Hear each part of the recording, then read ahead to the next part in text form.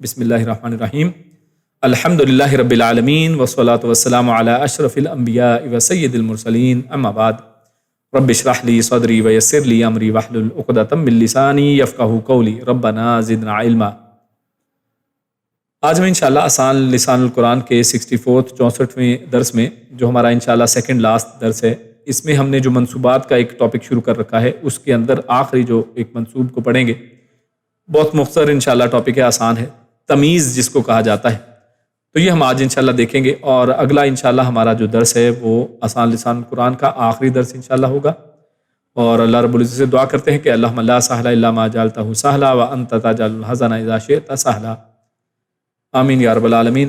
تو آپ جانتے ہیں کہ ہم نے منصوبات کے اندر جو اسم و انا، خبر ما، اسم العین فی جنس، منادہ مضاف، مفعول، اور پھر پچھلی دفعہ ہم نے مستثنی بھی الا اور اسی طرح حال اس کو پڑھا تھا، ان کی مثالیں وغیرہ بھی ہم نے دیکھی تھی۔ تو اب آخری اپنے ٹاپک، سیکنڈ لاسٹ ٹاپک کی طرف اور منصوبات کے آخری جو ہے پوائنٹ کی طرف چلتے ہیں، جو 8واں اصل میں منصوب ہے کہ جو حالت نصب میں آتا ہے، اس کو بولتے ہیں تمیز۔ یہ تمیز اصل میں کیا چیز ہے؟ تو تمیز اصل میں ایک ایسا منصوب ہے، یعنی وہ اسم ہے جو حالت نصب میں آتا ہے، اور مقصد اس کا کیا ہوتا ہے کہ جو کسی اسم یا جملے سے ابہام کو دور کر دیتا ہے، یعنی اس کے اندر ایک تمیز پیدا ہو جاتی ہے کہ یہ بات کیا ہو رہی ہے، یعنی وہ ابہام والا نہیں رہتا کہ بات شاید سب کے بارے میں ہو رہی، نہیں، اس کے اندر تمیز پیدا ہو جاتی ہے کہ نہیں، یہ فلاں چیز کے بارے میں، فلاں شخص کے بارے میں بات چیت ہو رہی ہے، ٹھیک ہے۔ تو یہ اس کے اندر ابہام کو دور کر دیتا ہے، بات کو واضح کر دیتا ہے، تو اس کو گرامر کے روم میں تمیز کہا جاتا ہے ایسے منصوب کو، جو یعنی یہ ایک اسم ہے جو کسی دوسرے اسم کو یا پھر پورے ایک جملے کو، اس کے اندر کے ابہام کو اصل میں دور کرتا ہے۔ اچھا، اسی اعتبار سے ایک اور اہم بات اس حوالے سے وہ یہ ہے کہ یہ ابہام جو ہے بعض اوقات عدد کے اعتبار سے ابہام ہوتا ہے، بعض اوقات یہ وزن کے اندر ابہام ہوتا ہے، یا بعض اوقات پیدائش میں یہ جو پیمائش ہے، یعنی میئرمنٹ ہم جو کرتے ہیں، اس کے اندر ابہام پایا جاتا ہے۔ تو اس کو کلیریفائی کرنے کے لیے، اس کی بات کو، اس کو دور کرنے کے لیے یہ جو تمیز جو ہے، ایسے اسما جو ہیں وہ استعمال ہوتے ہیں، اور ان کو حالت نصب میں لایا جاتا ہے۔ ہمارے سامنے یہ ایک مثال ہے، انشاءاللہ 2-4 مثالوں کے ساتھ یہ بات آپ کے سامنے کلیئر ہو جائے گی۔ تو جیسے ہمارے سامنے مثال ہے، انی رأیت احد عشرہ۔ اب یہ دیکھیے سورۃ یوسف کے اندر کی ایک آیت کا ایک ٹکڑا ہے یہاں پر، کہ بے شک میں نے دیکھا ہے کیا، احد عشرہ، میں نے 11 دیکھے ہیں۔ اب میں نے 11 دیکھے ہیں، اوکے، یہ ایک تعداد بتا دی، لیکن ابہام ہے کہ 11 کیا دیکھیں، اب بات کلیئر نہیں ہو رہی ہے۔ تو اس ابہام کو دور کرنے کے لیے آگے جو اسم آئے گا، جو اس کے احد عشرہ جو عدد جو ہے اس کے اندر ابہام کو دور کر دے گا، وہ کیا ہے، کوکبن، کہ آپ نے کیا دیکھا، کہ بے شک میں نے دیکھے ہیں 11 کیا، کوکبن، میں نے 11 ستارے دیکھے، والشمس والقمر، یعنی اب یہ 11 کیا کیا چیزیں دیکھی ہیں، کوکبن، ستارے دیکھے ہیں، والشمس، اور سورج دیکھا ہے، والقمر، اور چاند دیکھا ہے، ٹھیک ہے۔ تو یہ یہاں پر دیکھیے، یہ کوکبن یہ بھی منصوب ہے، نصب میں آیا ہے، والشمس نصب میں ہے، والقمر نصب میں ہے، تو یہ تینوں یہاں پر احد عشرہ کے ابہام کو دور کر رہے ہیں، حالت نصب کے اندر ہیں۔ تو یہ اصل میں یہاں پر عددی جو ابہام تھا اس کو انہوں نے دور کیا ہے، تو اس کو کہتے ہیں تمیز۔ تو یہ اصل میں تمیز ہے، جو یہاں پر ہم نے دیکھا کہ کس طرح سے اس نے احد عشرہ کے معمے کو سولو کیا ہے، اس بات کو واضح کیا ہے۔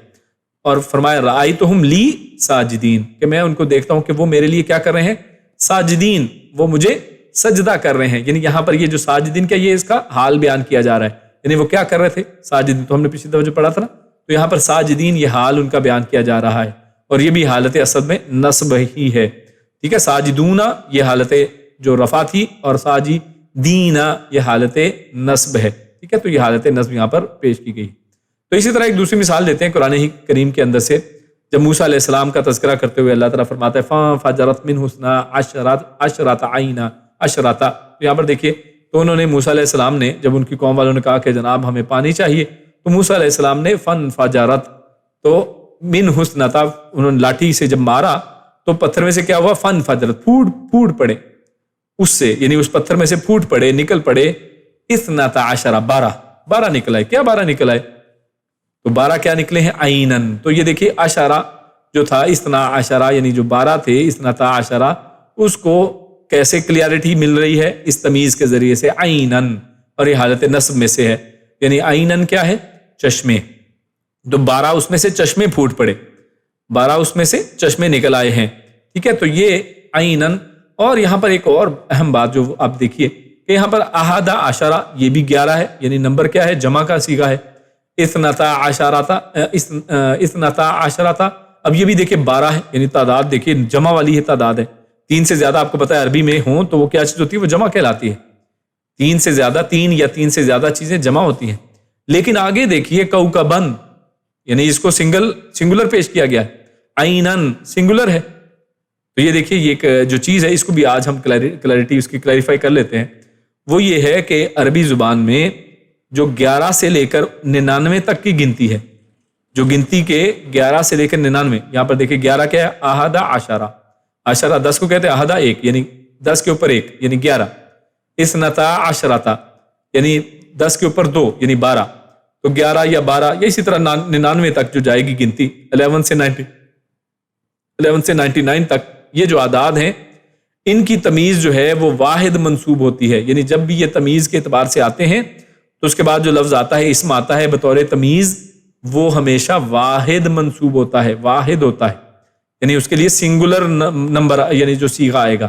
ہم جمع یعنی عیون نہیں کہیں گے، یہاں پر کواکب نہیں کہیں گے، کواکبن نہیں کہیں گے، ٹھیک ہے، عیون نہیں کہیں گے، بلکہ یہاں پر کوکبن عینن سنگولر کا ورڈ، یہاں پر سنگولر جو ہے ناؤن یہاں پر یوز ہوگا. تو یہ ایک اس کا رول سمجھ لیں کہ یہ اسی طرح رول ہے. ہاں اگر 11 سے کم ہوں تو وہ یعنی یہاں پر وہ کہہ لیں کہ وہ تمیز اس کے اوپر یہ اپلائی نہیں ہوگی، یعنی وہاں پر واحد منصوب اپلائی نہیں ہوگا. واحد منصوب کب تک رہے گا؟ 11 سے 99 تک. اب اسی طرح جیسے ہم نے اوپر بات کی تھی کہ بعض اوقات یہ کسی اسم جیسے احادہ عشرہ یا عدد وغیرہ کے اوپر ابہام کو دور کرتا ہے، بعض اوقات پورے جملے کے ابہام کو بھی دور کرتا ہے. یہ جو تمیز ہے یہ پورے جملے کے اندر اگر ابہام ہو اس کو دور کرتے ہیں. مثال کے طور پہ زید حسن، زید اچھا ہے. حسن کا مطلب کیا ہوتا ہے؟ یعنی حسن نام بھی ہوتا ہے، جیسے حسن و حسین نام ہے، لیکن حسن کا اصل معنی کیا ہوتا ہے؟ یعنی اچھا.